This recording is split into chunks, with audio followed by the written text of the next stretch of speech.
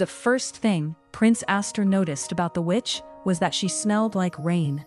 Not flowers, not perfume, not the sugared oils court ladies wore on their wrists and throats. Rain. Rain on dry earth, crushed rosemary, smoke from a hearth that had burned all night, and something green and wild beneath it all. He noticed that because he was half-conscious, bleeding into the roots of an old oak, and she was kneeling over him with a lantern in one hand and a knife in the other. He decided, dimly, that she was either very beautiful, or death had become strangely pretty. Then she pressed 2 fingers against the wound beneath his ribs, and pain tore through him so sharply that he nearly blacked out again. "Stay awake," she said. Her voice was low and calm, and utterly unimpressed. "If you die in my herb bed, I'll be furious." Aster laughed once through gritted teeth. It came out more like a cough. "Am I in hell?" "No," she said. "Hell would have better manners." Then the world went dark. When Aster woke, he was in a narrow bed beside a stone wall, washed gold by firelight. The room smelled of dried sage, cedar, and simmering broth. Bundles of herbs hung from the rafters. Glass bottles caught the light from the flames and glimmered in green and amber rose. The cottage itself looked old, but cared for, with crooked shelves, polished wood, and a single window where rain tapped softly against the glass. He tried to sit up. A sharp ache sliced across his side. "Lie back," said the same calm voice. He turned his head. She was standing at a table, grinding herbs with the heel of her palm. In the full light, she looked less like a spirit and more like a woman who had no patience for nonsense. Mousy brown hair had escaped the knot at the nape of her neck. Brown eyes, a plain linen dress, ink on her fingers, a faint smudge of soot along one cheek. Nothing about her looked grand. Nothing about her should have looked unforgettable. And yet, Aster stared. She glanced over. "If you're going to gape like a trout, I can put you back to sleep." He blinked. Then, because he was a prince and had not survived a battlefield only to be threatened in a cottage without recovering some dignity, he said, "I was assessing my surroundings." "You were gawking." "I was not." She lifted one brow. Aster, still weak with blood loss and humiliation, settled for glaring. That apparently amused her. "Good," she said. "You're not dying anymore." Her name was Agatha. He learned that because she introduced herself only after forcing him to drink something bitter enough to make his eyes water. He introduced himself too, expecting the name to change something. Prince Aster of Valadorn, commander of the Southern Cavalry, the Red Ghost. He had worn titles so long that he sometimes forgot men trembled when they recognized him. Agatha did not. She glanced up from cleaning her mortar and said, "So you're the one people keep writing songs about." Aster almost smiled. "You've heard of me?" "I said songs," she replied. "Not good songs." He laughed then, properly this time, and the sound startled them both. It had been a long while since laughter came so easily. He stayed because he had no choice at first. The wound was deep. A blade had slipped between the plates of his armor and torn through flesh just beneath his ribs. If he had made it another mile through the forest, he would have died on horseback. Agatha told him that, in the blunt, practical tone of a woman discussing weather. "You lost too much blood. Yet here I am." "Yes," she said, "thanks to me." There was no false modesty in her, no courtly softness. It should have irritated him. Instead, Aster found himself waiting for her next dry remark, the way a thirsty man waited for water. Days passed quietly in the forest. It was strange how quickly the world narrowed. The kingdom, the court, the war councils, the endless messengers, the heavy gold weight of duty, those things felt far away inside Agatha's cottage. Here, mornings began with the hiss of herbs dropped into hot water. Afternoons smelled of warm bread and crushed mint. At dusk, mist gathered between the trees, and the world outside her window turned silver and dreamlike. Agatha moved through it all with soft certainty. She fed birds from her palm. She cursed at an overgrown patch of nettles. She spoke to simmering pots under her breath, as though they might argue back. Aster watched her more than he meant to. At first, he told himself it was curiosity, then gratitude, then habit. But none of those quite explained why he began looking for her the moment he opened his eyes each morning. Or why the cottage felt strangely empty if she stepped outside for too long. Agatha had lived alone for years. Alone, but not lonely. The forest kept its own kind of company. Foxes came near her back step in winter. Crows perched on her fence and watched her work with clever, judging eyes. Travelers stopped now and then for tea, or remedies, or charms against nightmares. The kingdom itself was not cruel to magic.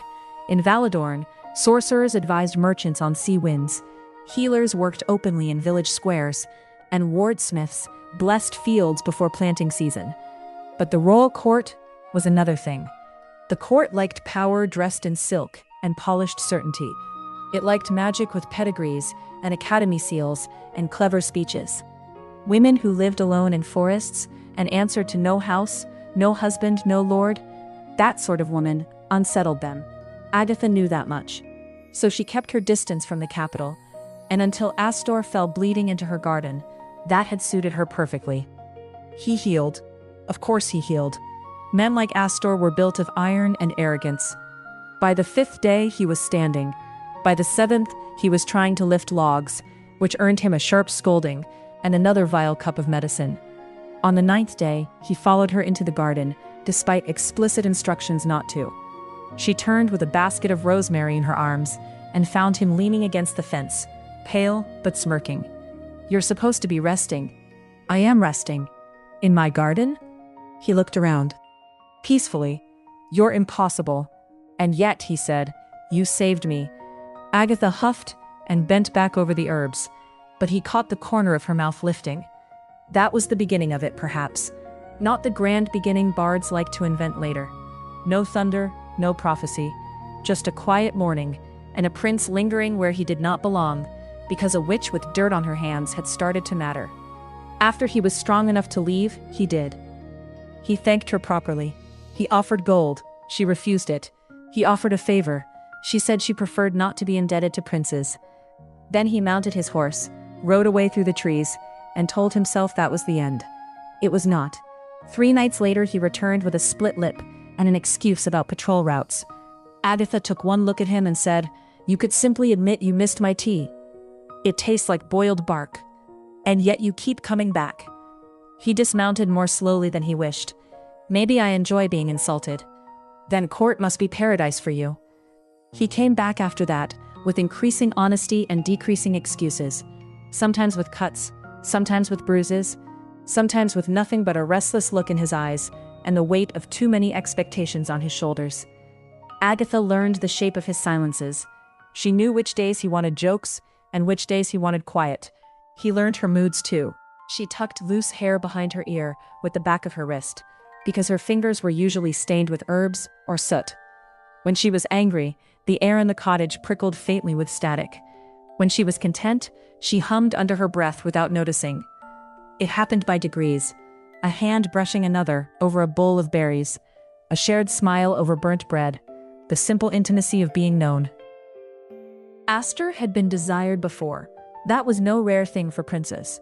Women smiled at him for his title, for his face, for the legend of the red ghost that clung to him like a second cloak. But Agatha looked at him as if he were merely a man, sometimes an infuriating one, sometimes a good one, never a legend. And he discovered, to his own surprise, that he would rather have her weary approval than all the flattery in court. He began bringing her things from the capital: a new kettle with a copper bottom, a bolt of deep green wool for winter, candied orange peel from the royal kitchens, a book of old star maps copied from the palace archives. Agatha pretended these gifts were excessive, then handled each one with such quiet pleasure that Astor found himself searching the markets for the next thing that might make her eyes soften. He had seen her smile many times by then, but nothing undid him like the rare, unguarded look of tenderness she wore when she forgot to hide it. Their first kiss happened in the doorway. It was raining hard enough to drown the path in mud. Astor arrived soaked through, his dark hair plastered to his brow, his cloak dripping steadily onto her floor. Agatha took one look at the state of him and burst into helpless laughter. "You look miserable." "I am miserable. You chose to ride in a storm. I chose to come here." Something changed then. Not in the room, In the air between them, the rain roared on the roof, water shone on his lashes. Agatha's laughter faded. Aster lifted one hand very slowly, as if giving her time to step back, and touched 2 fingers to the curve of her jaw. Her breath caught. "Agatha," he said, and there was something unsteady in him she had never heard before. She kissed him first, not because he was a prince, not because he was beautiful, but because she had already been halfway in love with him for weeks, and she was tired of pretending otherwise. He kissed her back like a man starving, like a man who had found something he had not realized he'd been missing. When they finally pulled apart, both of them were breathing too hard.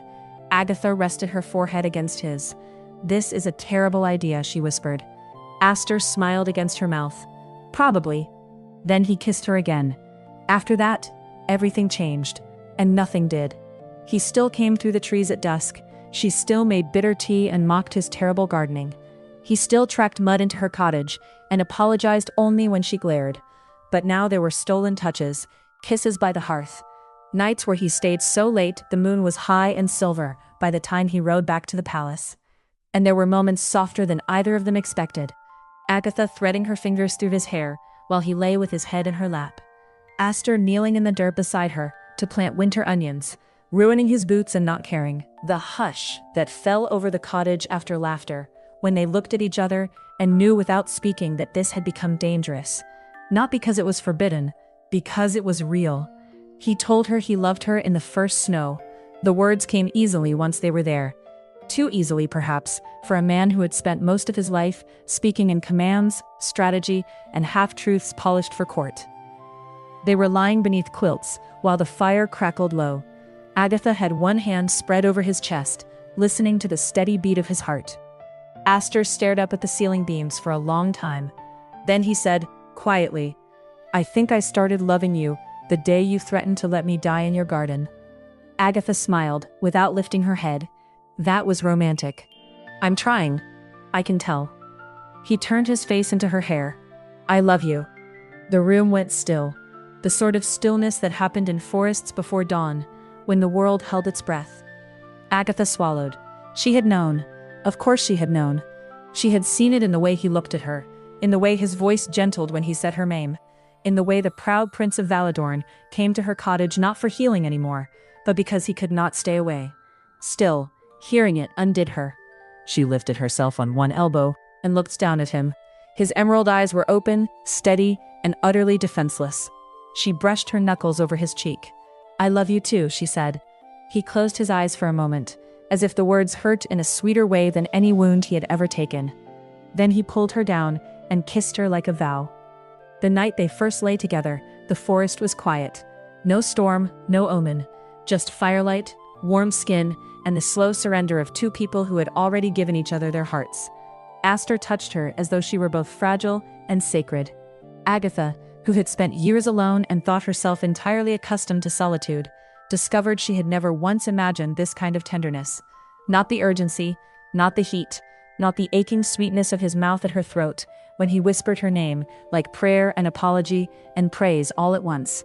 Afterward, he held her as though there were nowhere else in the world he would rather be. And in that small cottage, tucked beneath quilts, while embers glowed low and red in the hearth, Agatha believed, foolishly, beautifully, that happiness might be allowed to stay. It was Seraphine who ruined it. Seraphine, commander of the royal guard, most trusted military voice in the court besides Aster himself. She had fought beside him for years, bled beside him, watched him carve victory from impossible battlefields. And somewhere in all those years, loyalty had twisted into something darker, something she called love, something that curdled every time Aster returned from the forest, looking a little more alive than he ever did in the palace. Seraphine was not a fool. She followed once. Then once was enough. She saw the cottage, saw the prince dismount before he reached the door, smiling already. Saw the witch open the door with flushed cheeks and bare feet. Saw Aster touch her face with a tenderness he had never offered any woman at court. Something inside Seraphine cracked. The court trusted Seraphine. That was the heart of it. The kingdom at large did not despise magic. But the royal advisors trusted hierarchy, lineage, and men in armor, more than women in forests. Seraphine knew which fears to stir. Not hatred, concern, duty, danger to the crown. She spoke of secrecy, of impropriety, of a prince slipping beyond their reach, of a woman in the woods who had somehow won what many noble daughters had failed to secure. She did not need to say spellbound. She only needed to let the suggestion linger long enough for the council to make use of it. Aster was away when the advisors moved, gone nearly a month on a brutal campaign at the Eastern Front. Too far to receive word in time, too far to stop what they set in motion. Seraphine made certain of that. Agatha knew something was wrong the moment soldiers entered the forest.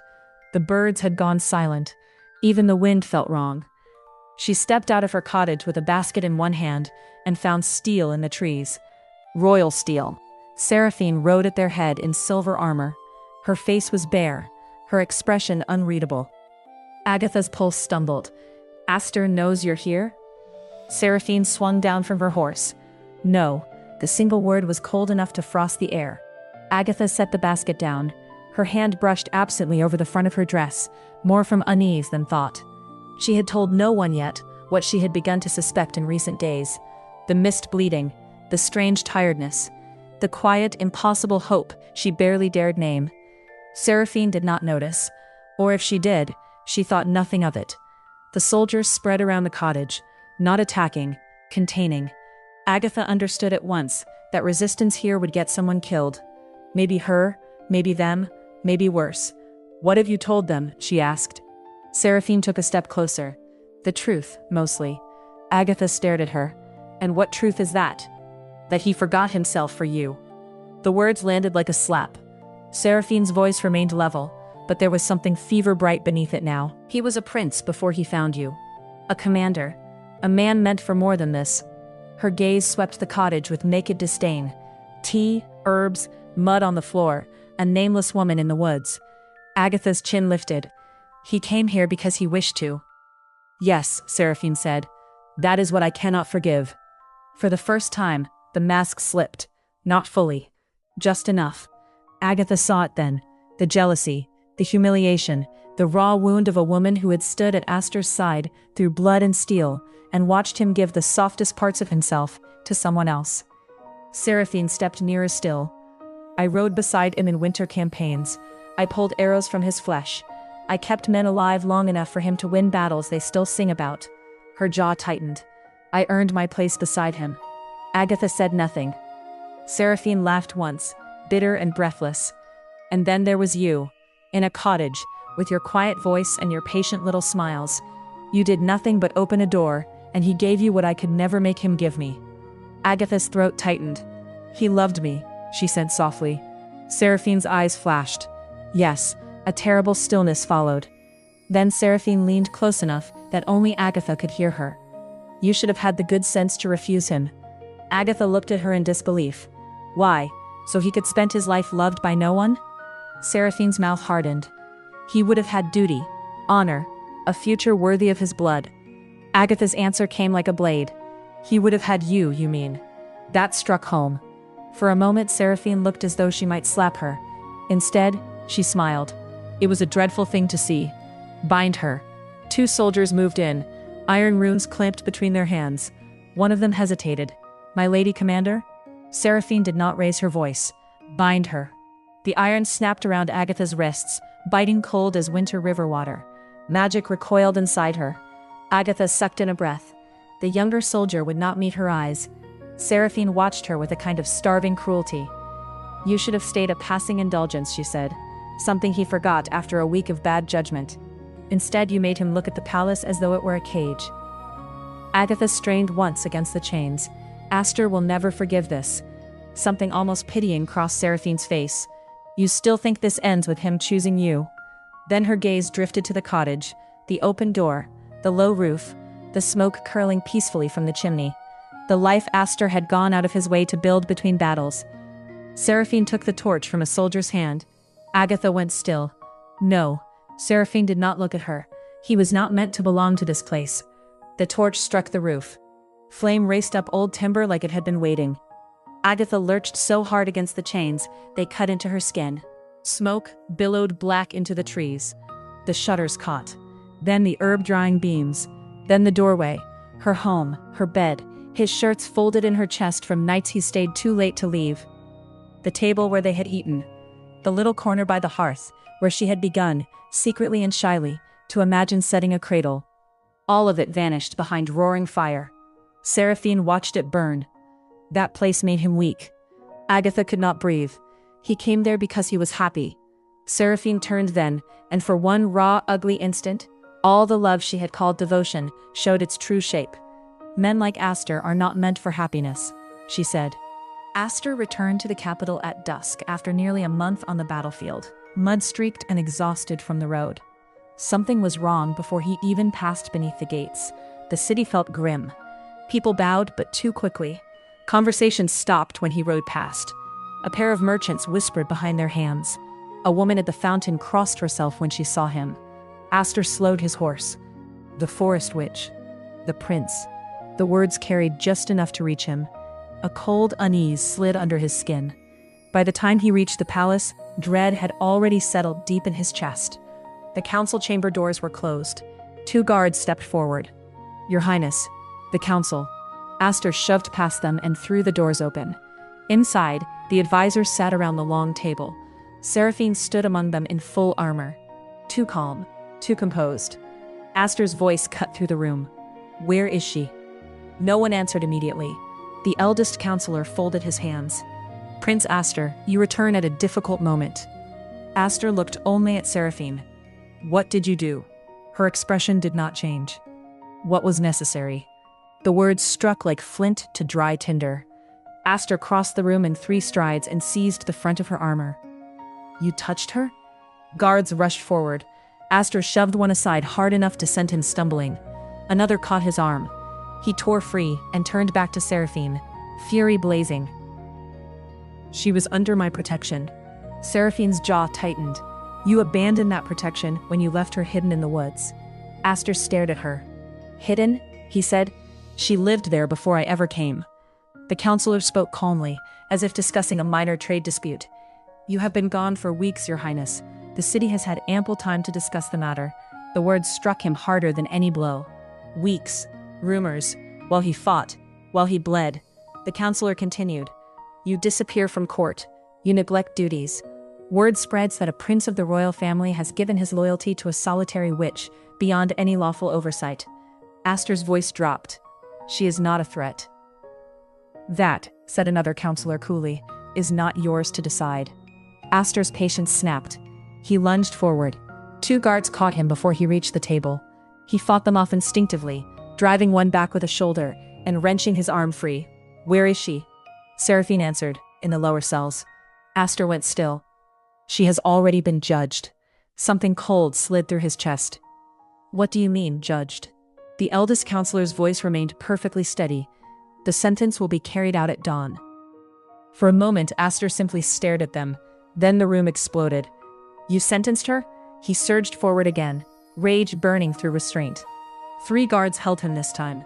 He fought anyway. Not wildly, desperately. The counselor regarded him with distant patience. You are not the crown prince, Your Highness, but you remain a royal son, a commander with considerable influence. When your judgment appears compromised, the crown must act. Compromised. The word made his stomach turn. This was never about magic, Aster said hoarsely. Silence answered him, because everyone in the room knew it was true. The counselor gave a small nod to the guards. Escort the prince to his chambers. Aster struggled once more, fury breaking loose. You're killing an innocent woman. No one answered. The guards dragged him from the chamber while his voice echoed through the corridor. He found Agatha below the palace in a narrow stone cell. Iron runes circled her wrists.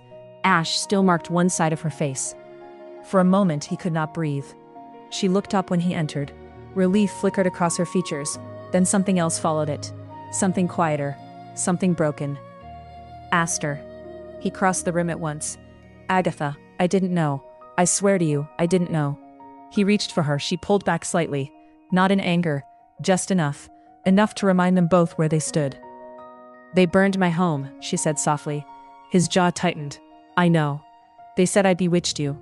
I know. They said a woman like me could never belong in the palace. The words hit him harder than any accusation. Agatha lowered her gaze. They said a prince might indulge a forest witch, she continued quietly, but he would never choose one. Aster felt something twist painfully in his chest. Agatha. She looked up again. Her eyes were red with exhaustion. Not rage. Something worse. You should have heard them, Aster. Her voice trembled. They spoke as if loving you was some ridiculous little dream I invented. He stepped closer. I would have stopped them. I know. Again, that unbearable word. Not angry. Not accusing. Just tired.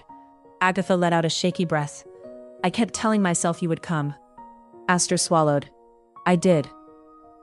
Yes, she said softly. But they also told me something else. He waited. They said even if you came, you would still belong to them. The silence between them deepened. They said you were a prince before you ever met me, she whispered. That a kingdom would always matter more than a woman in the woods. Aster dropped to his knees before her. None of that is true. Agatha smiled faintly, the kind of smile that hurt to see. I want to believe that. The words nearly broke him. I love you, he said. I know, her voice cracked. That's the worst part. Aster stared up at her. Agatha blinked quickly, forcing tears away. I think your love was real, she said quietly. But I also think the world you live in was never meant to let us keep it. His throat tightened. I'm going to stop this. She looked at him a long time. Hope flickered in her eyes, but doubt sat beside it.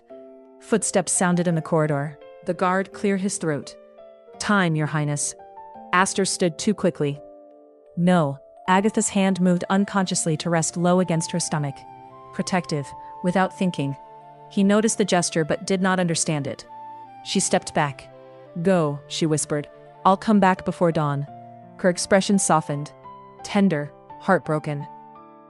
The square filled before sunrise. Not with anger, with unease. Rumors had spread through the city for weeks. A prince, a forest witch, a scandal wrapped in legal words. Agatha stood on the platform in iron runes that bound her magic. Aster arrived like a storm. They had locked him in his chambers. He broke the door before the guards could stop him. By the time he reached the square, the execution was already beginning. A line of royal guards blocked his path. Move. They did not. Aster forced his way through the first two before the rest closed in. He struggled against them, fury burning through restraint. Let me go! Across the square, Agatha saw him. For one heartbeat, hope flared. He was fighting for her. The guards forced him back. He tried again. This time 4 men held him. Aster, someone shouted. He ignored it. His eyes were fixed only on her. The executioner raised the blade. Aster surged forward again, nearly breaking free. Agatha! The guards dragged him down. He hit the stones hard and still struggled to rise. Agatha watched him, watched the desperate way he fought to reach her, and understood something terrible. He had tried, and still it would not be enough. The executioner lifted the blade higher. Aster gave a sound then that no one could mistake. A raw, broken sound. Agatha closed her eyes, and in that moment, fear cut through her deeper than grief. Not for herself, for the small life growing inside her. Not my child. The magic answered. Iron shattered. Golden light exploded around her body. Wind roared through the square. Lightning struck stone. The platform splintered beneath the force of it. Aster struggled to his knees. Agatha! She looked at him through the storm, his face streaked with blood, his hands reaching toward her, her heart breaking all over again. Then the magic surged, and she vanished into the storm. When the light faded, the platform stood empty. Aster stared at the space where she had been, and in that moment, the red ghost looked like a man who had just lost everything. Seraphine called it escape. The court called it proof of danger. Aster called it what it was, a failure that would haunt him to the grave. He searched the forest first, every ruined path, every glade, every place she had once gathered herbs or stood with her face tipped to the rain. He found only the charred bones of her cottage and a scorched patch of earth where his life had split in two. War resumed before he could search farther. The western border cracked under rebellion. The southern coast needed reinforcement. The red ghost rode where the kingdom bled, because duty did not pause for heartbreak. He won battles, killed men, saved fortresses, and every victory tasted like ash. At night he dreamed of a wooden platform, golden eyes, and the look on Agatha's face when she realized safety had been a lie. sent riders west and north and south, bribed merchants, hewers, hedge witches, smugglers, innkeepers. No one had seen her, or no one would say. Years passed that way. Not quickly. Never quickly. One wound on top of another. Agatha fled farther west than she had ever meant to go. Past the rolling grain valleys, past the cedar ridges, past the old market towns where the kingdom frayed into cold coast and lonely moor. She found a village at the edge of sea cliffs, where people minded their own business, and cared more whether a roof leaked than whether a woman came with too many books and a strange gold flicker in her eyes when storms rolled in. There she rented 2 rooms attached to a cooper's abandoned workshop. There she planted herbs in cracked clay pots and lured the scent of salt on winter air. There, months after the execution, she brought a son into the world while thunder broke over the western sea. She named him Lucian. When the midwife laid him in her arms, dark-haired and furious and alive, Agatha looked down into a pair of startling emerald green eyes and had to bite the inside of her cheek to keep from breaking apart. He looked so much like Aster that it hurt. Even newborn and squalling, even red-faced and furious, there was something of the prince in the line of his tiny brow, in the black silk of his hair, damp against his head. Agatha cried then, not because she regretted him, never that, but because love and grief had become impossible to untangle. Lucian grew like spring ivy, quick and bright and stubborn. By 2, he talked constantly. By 3, he asked impossible questions. By 4, he could outrun half the village children and charm the other half into trouble behind him. He had Aster's eyes and Aster's reckless grin. He had Agatha's quick mind and quiet instincts. He liked shiny pebbles, blackberry jam, and sitting on the cottage step during rainstorms with his small face turned toward the sky. Sometimes when he slept curled against her side, one hand fisted in her nightdress, Agatha would study the soft line of his cheek and feel the old ache open again. Not because she wished away the life she had built, because some part of her still remembered another future, one with a prince's head bent over a cradle, one with laughter by the hearth and muddy boots by the door, one she had buried but never truly stopped mourning. Seraphine found them when Lucian was 2. She had been tracking rumors for months. A hedge healer on the western coast, a woman with storm gold eyes, a child with a noble face. By then Seraphine already knew too much and understood too late. Aster's grief had not faded with time, it had sharpened. The war had not cured him, duty had not replaced her. Whatever Seraphine once told herself, that he would eventually thank her, that removing Agatha would restore order, that love could be pried from him by force, had long since rotted into shame. Still she rode west alone, when at last she found the trail. Still she approached the small cliffside house, with murder half-formed in her mind. Then the door opened. A little boy shot out laughing, black-haired and barefoot, wooden sword in hand. He nearly collided with Seraphine's horse. She stared down at him. Emerald eyes stared back. Not just Aster's coloring, Aster's face. A child's version of the boy Seraphine had once known, long before titles hardened him. Lucian tilted his head. "Are you lost?" Something inside her broke so cleanly, it felt almost quiet. Agatha appeared in the doorway a second later, and went very still. The wind off the sea lifted her brown hair. One hand tightened on the doorframe. Seraphine dismounted slowly. For a long moment neither woman spoke. Then Seraphine asked, her voice strange to her own ears. "He is Aster's." Agatha did not deny it. Lucian looked between them, sensing something tight and dangerous in the air. Agatha said, "Go inside, love." He obeyed, though not without curiosity. When the door shut, Seraphine pressed a hand to her mouth. All her certainty, all her righteousness, all the years of self-justifying lies, none of it survived the sight of that child. She had nearly killed a woman carrying Aster's son. She had helped destroy the only happiness he had ever truly chosen. She could not breathe for a moment. Agatha's voice came flat and cold. "Have you come to finish it?" Seraphine looked at her, looked at the cottage, the herb pots, the tiny boots by the threshold, and understood she could not. Not then. Not ever. But neither could she go back and tell Aster, because if she told him, he would leave everything. The crown, the war, her, all illusions would finally die. And shame, even late-born shame, still curdled around the remnants of her love. So she left. and kept the secret another 2 years.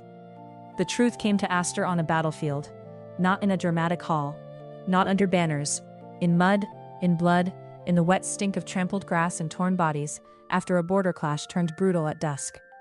Seraphine had taken a spear through the side and another cut across the thigh. By the time they carried her to the surgeon's tent, she was already too pale. Aster knelt beside her, because despite everything, despite the years and the ruin, and the unspoken rot between them, they had once survived war together, often enough to know each other's death faces.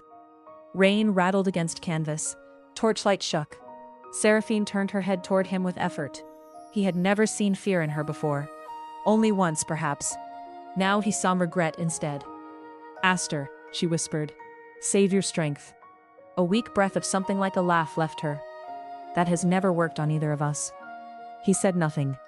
After a moment she shut her eyes. "When I took her," she said, "I told myself it was for you." His body went still. "When I burned her home, when I let them sentence her, I thought if she was gone, you would come back to yourself." His jaw tightened so hard it hurt. Seraphine swallowed against pain. "I was wrong." Rain hammered the tent. Somewhere beyond it, men shouted for bandages and water. Inside, the world narrowed to dying confession. "She was carrying your child." The words entered him like a blade. Aster did not move. Could not. Seraphine's eyes filled, though whether from pain or shame he could not tell. "I found them 2 years ago, in the far west, by the sea cliffs past Dunmere."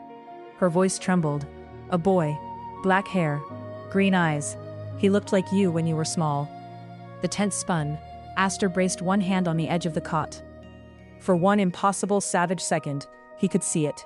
Agatha alive. A child. His child. 4 years of grief cracked open, and let something wild and aching and unbearable pour through. "You knew," he said. It came out low and ruined. Seraphine cried then, silently, tears slipping into her hair. "Yes." He looked at her, and all the anger he should have felt was there, vast and black and deserved.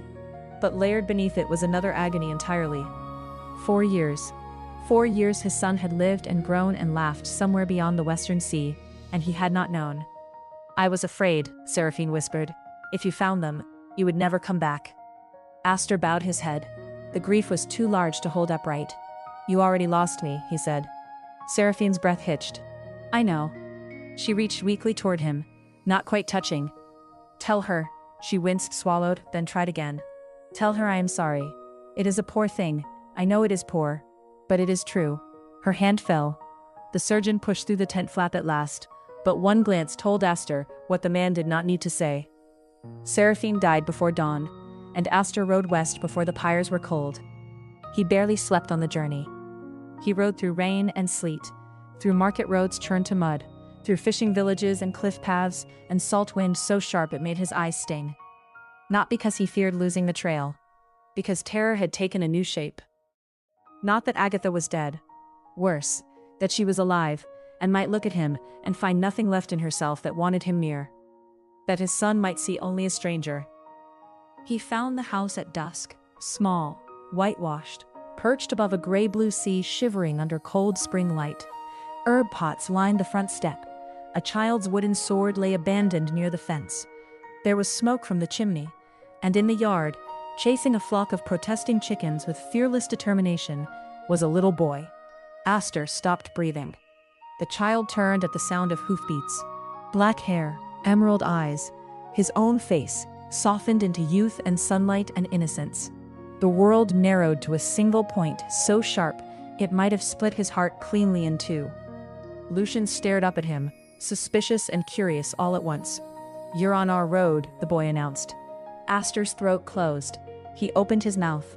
No sound came. Then the cottage door swung open. Agatha stepped out with a basket on one hip and went utterly still. For a long moment, no one moved. The sea crashed below the cliffs. The wind lifted the hem of her skirt. Lucian looked between them. "Mama?" Aster swung down from the saddle too quickly and nearly stumbled. He did not take a step closer. He did not dare. Agatha had changed, and not changed at all. Her hair was longer now, braided over one shoulder. There was more quiet in her face, more steel too. And when her eyes met his, something old and buried opened in his chest with a pain so fierce, he almost welcomed it. "Aster," she said, Just his name. Nothing in it to save him. Lucian looked up at her. You know him? Agatha's hand tightened on the basket handle. Yes. The boy considered Aster again with solemn interest. Aster knelt then, slowly, the way one approached a wounded creature one had no right to touch. His voice, when it came, shook. I think, he said carefully, looking at the child, I may know you too. Lucian frowned. You don't. No, Aster whispered. Not yet. Agatha sent Lucian inside to wash for supper. He went, though not happily, his curiosity almost visible in the way he kept glancing back over his shoulder. When the door shut, silence rushed in. Aster rose only halfway, still lower than her, his hands empty at his sides. I didn't know, he said at once. Agatha laughed once, not kindly. I know that part.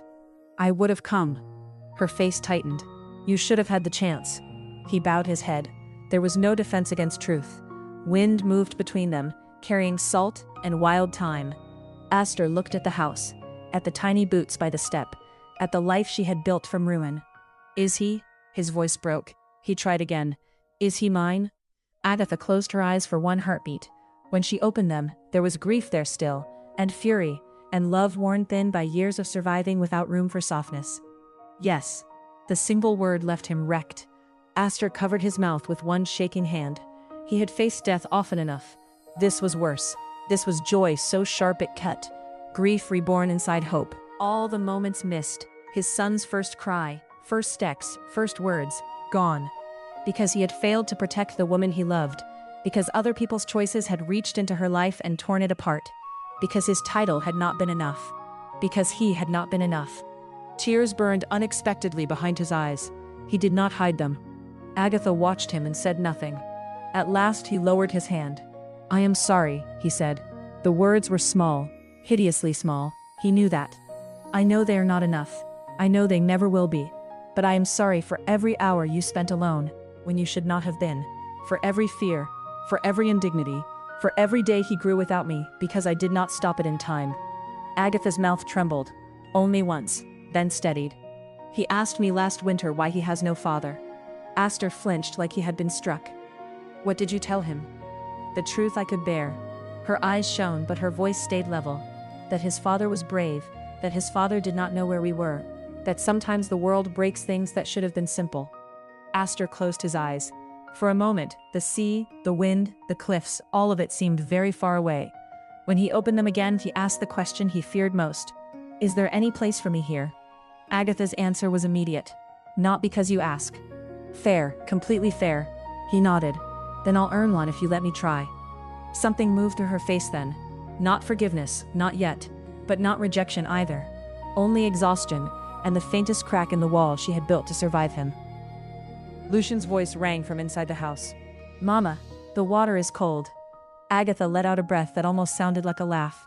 Then she looked at Aster, at the prince who had once come bleeding into her garden, and somehow become the great love and greatest wound of her life. You may stay for supper, she said. Aster stared. Agatha lifted a brow, faint and familiar. Do not make me regret my own poor judgment twice. Something like disbelief and gratitude hit him at once. He bowed his head. I won't. She turned toward the door, then paused. Without looking back, she said quietly, he likes blackberry jam, he hates peas, and he climbs anything that stands still too long. Aster felt his throat tighten all over again. A gift. Tiny, fragile, enough to break him. He swallowed. Thank you. Agatha went inside. After one moment to gather himself, Aster followed. Lucian eyed him across supper with naked interest. Children, Aster learned within minutes, had no respect at all for carefully managed emotional tension. Why do you look like me? Lucian asked, halfway through bread and stew. Agatha nearly choked on her drink. Aster, who had survived ambushes with greater grace, set down his spoon very carefully. I was wondering something similar. Lucian considered that seriously, then nodded as if this seemed reasonable. Can you use a sword? Agatha closed her eyes. Aster bit back a laugh. Yes. I have one too. I saw. It's wood. That seems wise. Lucian squinted at him, suspicious of mockery, then grinned. And Aster saw himself there so sharply it hurt. That first night, Aster slept in a chair by the hearth, because he would not presume more. The house was small. Lucian woke once from a dream and padded out sleepy-eyed with his blanket dragging behind him. He blinked at the stranger by the fire. Aster held very still. Lucian came closer. "Are you leaving in the morning?" Aster looked down at him. "Only if your mother asks me to." Lucian yawned. Then, in the practical way of children, asked, "Are you my father?" The room went silent. Aster looked toward the shadowed doorway where Agatha now stood. One hand braced against the frame, unseen by the child. Their eyes met. She did not save him from the answer. Aster turned back to Lucian. "Yes," he said softly, "I am." Lucian absorbed this. Then, with all the gravity of a prince receiving tribute, he held out his blanket. "You can walk me back to bed, then." Aster laughed through the sudden ache in his chest. "Yes," he whispered, "I can do that." When he passed Agatha in the doorway, their shoulders brushed. Neither spoke. But later, after Lucian was tucked in and the house was quiet again, Agatha found Aster standing alone at the window, with tears on his face, and did not look away. She crossed the room slowly, stood beside him, not touching, not yet. The sea was black beyond the glass. The hearth snapped softly behind them. "He has your eyes," Aster said. Agatha stared out into the dark. "He has your habit of smiling when he's about to do something reckless." Aster let out a broken breath of laughter. Then silence. Long, heavy, necessary. At last Agatha spoke. "I loved you through hating you," she admitted. "Do you know how miserable that was?" Aster turned toward her. Something raw moved in his face. "Yes," he said. "I think I know a little." She looked at him then. Really looked. At the new scars, at the weariness in him, at the man who had gone on living with as much regret as she had. Not the same regret. Never the same, but real, and human, and terrible. "I don't forgive you yet," she said. "I know. I may be angry for a very long time. You deserve to be. If you try to rule this house like a prince, I'll throw you off the cliff." A faint, exhausted smile touched Aster's mouth. "That seems fair." Agatha's own mouth trembled into the ghost of one in return. It was not a happy ending. Not yet. But it was a beginning. A real one. Built not from innocence as before, but from truth. From grief spoken aloud. From a child asleep down the hall, with black hair and emerald eyes. From the fragile, stubborn fact that love had survived long enough to be tested by pain. Agatha reached for his hand. Only his hand. Aster looked down at their joined fingers, as if they were the most precious thing he had ever been given. Maybe they were. Outside, waves struck the cliffs below, in a rhythm as old as time. Inside, the witch and the red ghost stood in the quiet, and began at last the hard work of finding their way back.